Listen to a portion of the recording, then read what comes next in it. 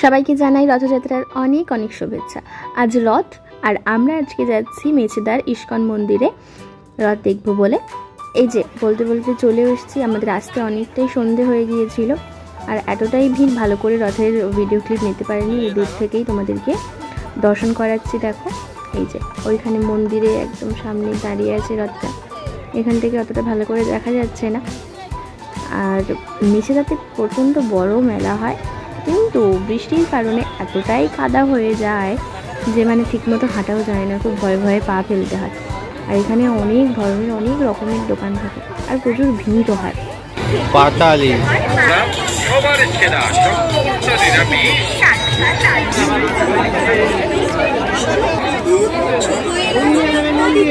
সম্পূর্ণ নতুন প্রণালীতে তৈরি আমাদের এই ভেলপুরি।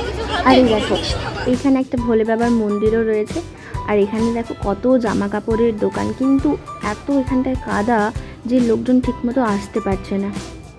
তো এখন বাড়িতে চলে এসেছি, আর মেলা থেকে কি কি কিনেছি সেগুলো তোমাদেরকে দেখ। তো বেশি কিছুই কিনিনি। প্রথমে এই যে এই দুটো রুমাল নিয়েছি, এগুলো দুটোই মাখনের জন্য। আর আছে এই যে দুটো মগ, এখন সব সংসারের জিনিস কিনতে হবে।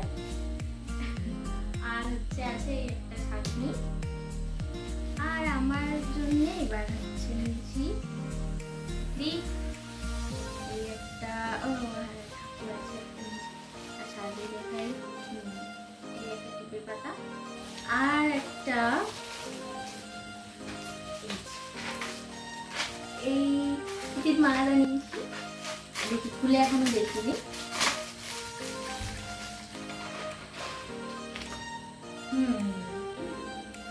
এই জিনিসটার সাথে ভালো লাগবে না, আমি কেমন লাগছে তোমাকে জিজ্ঞাসা করতেছি? ভালো ভালো লাগছে, ভালো। দেখো তো এইটা শাড়ির সাথে পরলে ভালো লাগবে, বা জামার সাথে পরে দেবো, এরকম কেনার ইচ্ছা ছিল অনেকদিন ধরে। তো হ্যাঁ এটা কিনেছি। আর এই যে দুটো কানের আছে ম্যাচিং।